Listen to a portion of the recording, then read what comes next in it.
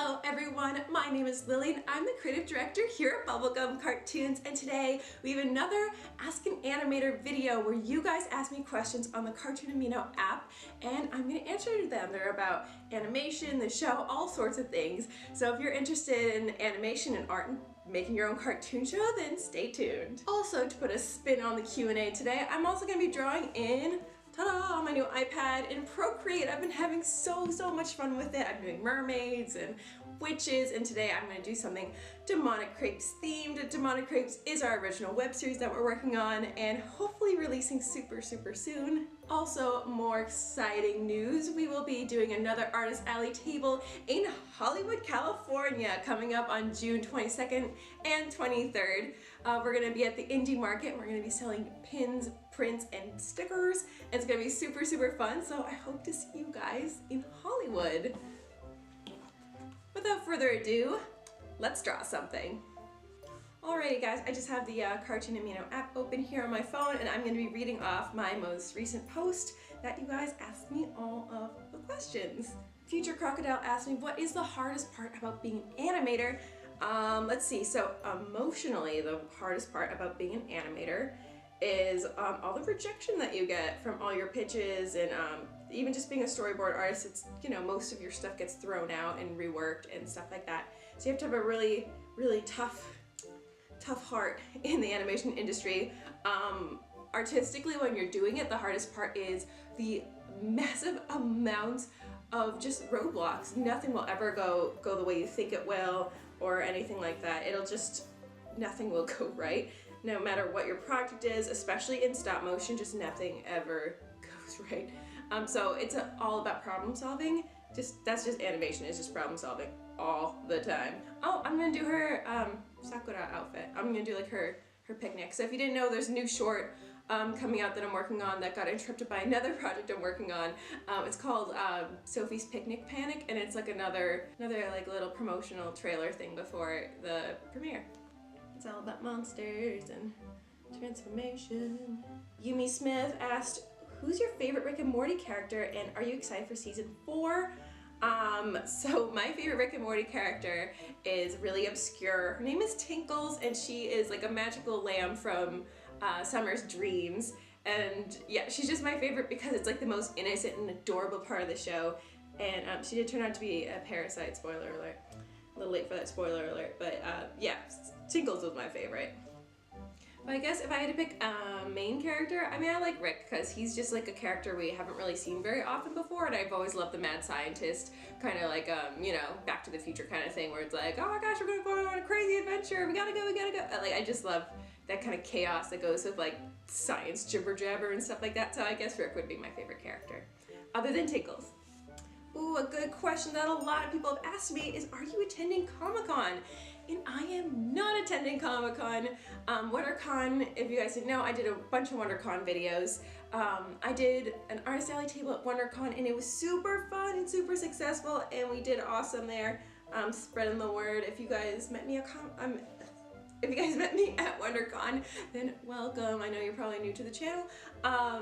Yeah, I'm not going to Comic-Con. First of all, I don't have a car. I can't get there. My friend Javier has really helped me out with all my Artist Alleys and stuff like that, but I do not have my own car, and I don't want to impose on him to go all the way down to San Diego. So I will not be attending Comic-Con. It's a little much, and I think you have to know someone to get in to Comic-Con to get the table. My friends might be there though, so that'll be really fun. Maybe next year. I'll definitely want to go next year, but this year is like big no for me. It would just be a little too crazy for me, because WonderCon was already crazy enough, so like Comic-Con's like, oh, hi, there's a little bird. Hello, bird. Sorry about that. Yeah, so that would just be like an extra step of crazy, and I don't think I could handle it. But I think it'd be a lot of fun.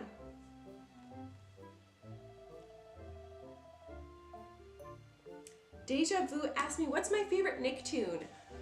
I did not watch Nickelodeon growing up. You guys might know this, but I had a lot of restrictions growing up in terms of what I could watch for cartoons. We could watch a lot of educational cartoons like Cyber Chase and Arthur and stuff like that, but we weren't really allowed to watch anything that was violent, no kicking and punching whatsoever, or anything that didn't have a math problem in it. So this isn't really a tutorial in Procreate, but I'm just kind of doing like what I do at work, which is like you do like a under sketch and you kind of fill the character out and then you do an outline over it so she's not. Oh, this is a fun one. Snuggle Muffins asked me, which Demonic Crepes character did you have the most fun creating? Also, which one has the best design? And these are different. Honestly, the villains were the most fun to design. Not just like the monsters, because I still have to work on my monster design, but Xanet was one of my favorites because he's like this really cool like Dr. Frankenfurter like looking fella, but he's like classy also. Thing with the whooshy hair, and I love designing his makeup look. And his like little minions are like these little horned ferrets and stuff like that. So he's like trying to be part of aristocracy, but he's like, you just know. So I really liked Xan. It was super fun to design. A lot of people thought he was a lady. He's not a lady, he's a man. And also I loved Umi. Umi was super fun to design. She is a shark mermaid. And she's one of the villains that we see in like the beach filler episode, which is like planned in the future. And she was super fun. I just love mermaids. You guys know I love mermaids. So designing a shark mermaid was really cool. I like doing her pointy ears. I like doing her half-shaved head. She looks just like a kid I went to like art school with. So I loved Umi. And in general, I just love designing all of Sophie's outfits because they're all like the outfits I wish I could pull off in like pastels and poofy, but I'm not a pastel or poofy looking person. So yeah, her outfits were fun. Xanet was fun. Yeah, it's a fun show. How many episodes and seasons will Demonic Crepes have? And that's a wonderful question. As many as they allow me. Just kidding. It will most likely be like 3 to 5, I hope. I mean, I don't know. It takes however long as it takes to tell the story. This is also my warm-up sketch for the day, so I'm sorry if it's not that great. I think I'm gonna give her a hat because I've been really obsessed with like these straw Ghibli hats lately. I've also been obsessed with this Sophie dress. I've been looking everywhere, like TJ Maxx, Forever 21, no one has this dress, and I really want this dress. It's not a complicated dress.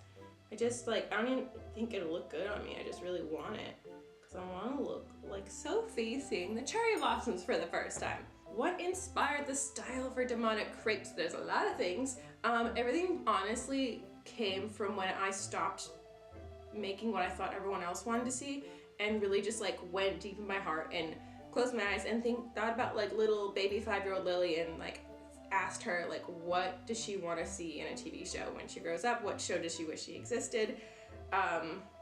And that was Demonic Crepes, and it's all like a lot of things were like epiphanies, like I told you guys about when I was drawing Shibuya, and it's all these like square gray buildings, and I'm like, this sucks, I hate this, and like I just draw them over and over and over again, and I'm like, I'm super like over it.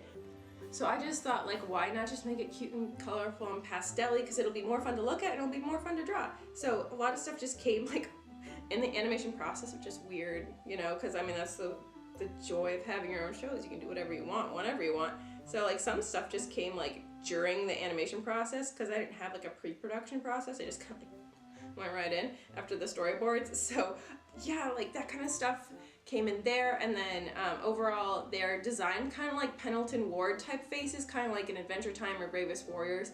Like I wish I could have done whites of eyes, and of course I totally could have, but as a team of one, it was so much easier not to animate whites of their eyes and directional of the eyes and like all that stuff. So hopefully in the future, maybe if we get picked up by a company, we can redesign it so we can always show Sophie's beautiful purple eyes. This is a fun one. What's your favorite part about making Demonic Crepes? Oh wow, there's just a lot. I mean, in a personal sense, it's just seeing something that I made come to life. It was this idea that I had, and I wanted to pitch it to like all these studios, and I really wanted it to happen, and I wanted to get like a GoFundMe, and I wanted to do all this stuff, and I said to myself, I didn't want to wait for anyone to greenlight me. I'll just greenlight myself. I'll do it. And it's just been a huge personal accomplishment for me. And it's just been a big test of like how far I can push myself and how far I can go. And what I can do with a team of, well, there's 2 of us. There's also Carolina. And she's been amazing. Overall, the design part is like, I love, I love the animation. Animation's super fun. The physical animating, especially scenes with action and no dialogue, 'cause dialogue sucks and I hate it. But like punching and kicking and like just, or curling up in a bed, or like whenever her hair is flowing, whenever her skirt's poofing, the actual line work animation is the best part. I don't like coloring that much because it's really tedious. But it's really fun to see it all come together, and then when I export the clip, I'll just watch it like over and over and over and over, and it makes me really, really happy. I love exporting the final piece, and there's just a lot that, like, it's a labor of love. I just really love what I do. It's really, really fun. It's like a dream job, just doing whatever show I want to do. So, I mean, the whole thing is just so much fun. What inspired me to start drawing? Nothing inspired me at all. It's something I couldn't help since the day I was born. You can stop me from drawing because I just love drawing so, so much. Every spare piece of paper, every single pen was mine, and I would just, like, you couldn't stop me. Like, I would just draw and draw and draw and draw and draw and draw. And my parents just kept supplying that paper and just like watching me go. And it's just, it was never something I had to like push myself to do. It was nothing that I like ever felt like, oh, I have to draw today. It's like, I'm like, what can I draw today? Like, and sometimes I'd get more inspired than others, and it just kind of depended on like what was around me, or like what was happening in my life at the time. I would be inspired by certain things or certain people. And working in the gallery, I just get so inspired by all the work around me, by all the artists and residents that come by. They're so awesome. Like, I'm so grateful to all, especially like the ladies who come in and like support each other, and it's just an amazing kind of like group that we have here in like the industry, and it's really wonderful. I know that kind of got off topic of your question, what inspired you to draw. Nothing, it comes from my heart. What is the best part of drawing? And it is physically drawing, the pencil on the paper, or just like that moment that you think of it in your brain, even if it's something stupid. Oh, like I had this idea for this mermaid, and I drew it. It was like a warm-up sketch I did at work. And it's this mermaid, and she's in this dark, cavernous place, and she has this long spear. At the end has like a little dangly cage, and it has a scary bioluminescent fish in it. I forget their name. And it had like on a stick, kind of like a flashlight, and she was all like crumpled down, and she was all scared. And like the moment I thought of that, like my heart just kind of like skipped a beat, and I was like, oh, that's so cool. Like I really want to do that. So like that moment's really cool. That's, I think, either the brainstorming like aha moment, or the physically the pencil to paper is the best part. What's my thinking process? My thinking process is none. There's nothing going on upstairs, you guys. It's just butterflies and no, it's let's see. I mean, obviously you think of the final product, and you think of what you want to do, and what you want to communicate, and how well you can communicate it in the certain amount of time that you have, or how to execute an idea in a colorful, fun way. I try to incorporate something I've been trying to work on, like adding more texture, or like some like of my artist friends shade with like purples and stuff like that. I'm like, oh, I could work that in. So I'm always working on trying new things and communicating the cutest, fluffiest thing possible. Try to do something that's not been done before, even though everything's been done before. Rat Poison asked me, what is the best thing that you've done so far? And that's a tricky question, because I love like just everything I've done so far. However, the best and still thing I'm proudest most of is my senior thesis film from Mass Art that I did my senior year of college, and it's called Lights Out, and I put my whole heart into it, and it was so much fun, and I loved it so much. And it was it's like not my best looking piece. I did my darndest on that thing. I taught myself the program. Like no one taught me how to use it. It was just kind of like Flash, but better. It's what I use now for Demonic Crepes, so definitely check that out. That's the work I'm most proudest of, because that was, I think that was the most stress I was ever under was in that year, and it just showed how far I could go, how far I could push myself, what I was capable of, and what I could, what my future held, you know what I mean? It's just like, it meant a lot to me, and I really, really enjoyed the process, and it was just like the hardest thing I've ever done. Harder than Demonic Crepes. Watching that film my senior year in that like big theater in the MFA, Museum of Fine Arts in Boston. I just cried, and I was so happy, and it just I just love that film so much. It means a lot to me. Coffee break. Richie Jacinto asked me, will there be any pesky politics infecting the writing or anything? Like, I know I was hiding it from you guys, but big reveal, it's actually all about where taxpayer dollars go. And the whole thing is about government spending and all about where the taxpayer dollars go. You guys, it's about monsters and jewels and stuff. It's not about politics at all. There's gay characters. Is that what you mean? They're in there because they're normal people and they should be represented in cartoons as normal people and not a stereotype.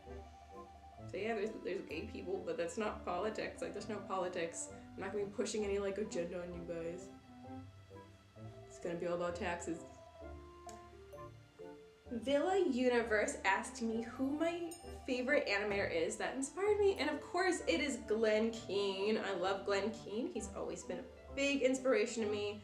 I would 1000% cry if I ever met him. If you ever heard him speak about how he animates and his process, it's amazing. He thinks about it every moment of every day, and he really dives into who they are and why they respond a certain way, and he is a huge inspiration for me. And everything I do. He was talking about, I was watching the making of Tarzan the other day, and he was talking about how he biked to work every day when he was in Paris to animate Tarzan, and he took in everything around him, all these statues, and he used that in Tarzan, and it inspired me because I bike to work every day. It inspired me to look around and just take everything in, because for me it was kind of a burden, or almost just kind of to clear my head on the way to work was this bike ride. And then Glenn Keane inspired me to don't just take any moment of life, take it in. Don't just let it pass you by. Look for inspiration everywhere, even if it's just kind of a mundane everyday task. And that to me was super inspiring, and just grasp every moment. There's a beauty in everything, even your daily commute, and that's just amazing to me. Chocolate Fizzles, welcome back. A lot of you guys are repeat friends here. What television channel would you put your show on if you had a chance to? I think Demonic Crepes would fit in really well on Cartoon Network or Disney Channel. But I'd want to be at a studio that treated my animators really well. I'd want to animate in-house, which is super unheard of. So I'd want a place that's okay with that kind of budget, that would animate in-house with me. Kind of like Bee and Puppy Cat, where they animated in Japan, then I would get to go out and live in Japan for a year or two and help oversee the process and stuff like that. I think I got on a tangent. Also Frederator. I think Frederator would be really cool, but I know it's like my YouTube channel, it's kind of it's this question of where does the income come in? How do we make it financially worth it for this TV show? So yeah, it's just any of those places would be really fun. Onion asked me, what is the thing you're most proud of? And it is definitely my senior thesis film, Lights Out. It was my favorite thing I ever worked on, and it was the moment I was proudest of. And I'm honestly just proud of it, everything I do every single day, and just keep working, be proud of your work every single day, and it'll make you happy.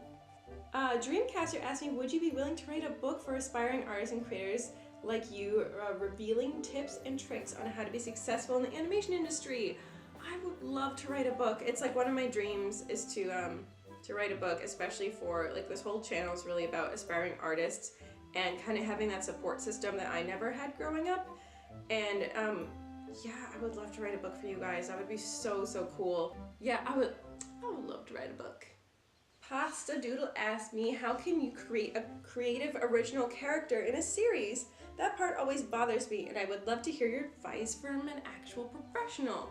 Well, I'm an actual goofball. I don't know about a professional, but it's hard. It's hard to make something, because even I'll make a character and I'm like, oh, this is so great, and then I turn around and I'm like, oh my god, it's subconsciously I was really in love with this character, and I'm like, oh no, that happened to me recently, and I'm like, oh man, I still really love this character and I really want them to be there. Think of all your personal favorite things, how I made Sophie was I just thought of all my favorite things or what I wish I looked like when I was a kid. and just put them all together. Get something that really represents you. Think of like a style, like think of curls or shapes or colors or a feeling or a personality that your character invokes the most, and kind of dive into that and think about, work on who is this person and who's this character, and how do their looks in their design, because like with Sophie, she's a really soft character, and so she's a lot of rounded shapes. She's well-rounded because she's very talented. She's got the curly hair because she's whimsical, and it all just kind of came together. Her outfit kind of shows you what the show's gonna be about. It's gonna be fluffy, it's gonna be cute. So think about the tone of your show, think about the tone of your character and what they look like. Play around with shapes. Sophie looked really different in the beginning. They're always gonna evolve, so like keep drawing them and keep trying to make them the best they can be, and hopefully you'll come out with something really creative and really original.